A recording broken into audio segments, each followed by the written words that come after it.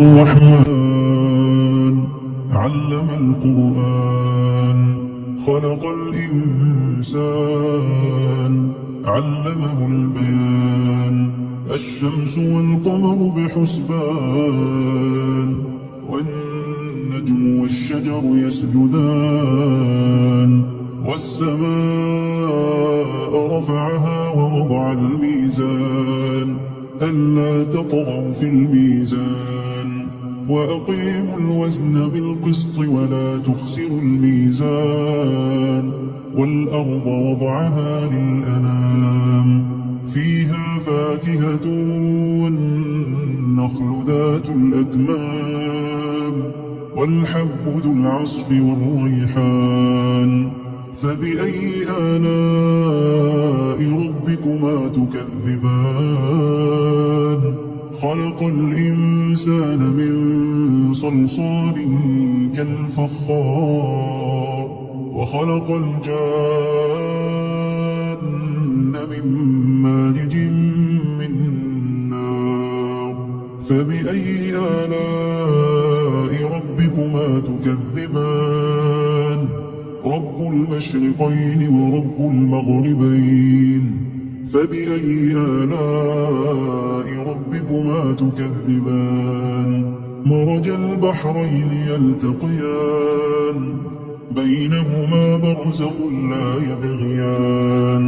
فبأي آلاء ربكما تكذبان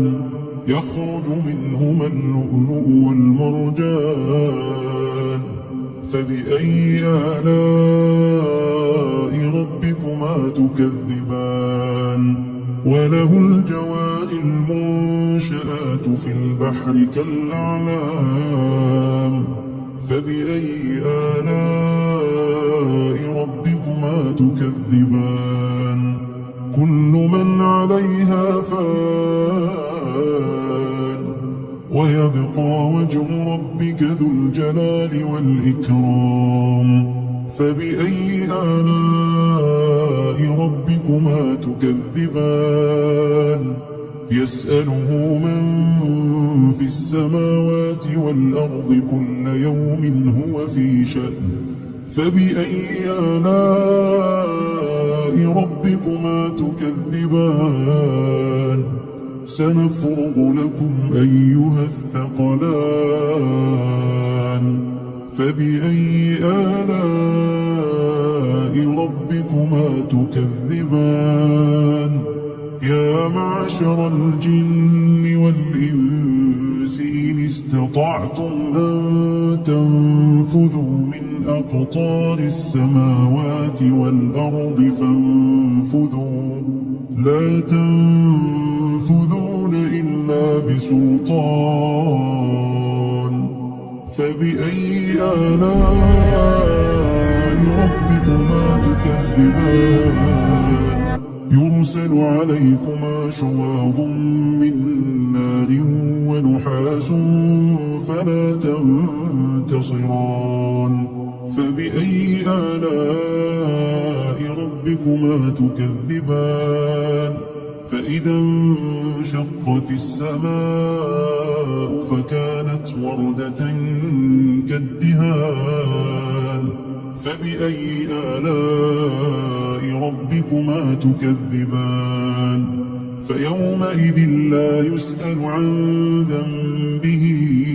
إنس ولا جان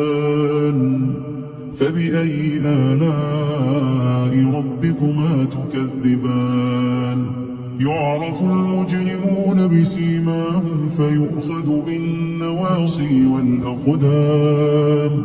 فبأي آلاء ربكما تكذبان هذه جهنم التي يكذب بها المجرمون يطوفون بينها وبين حميم آن فبأي آلاء ربكما تكذبان ولمن خاف مقام ربه جنتان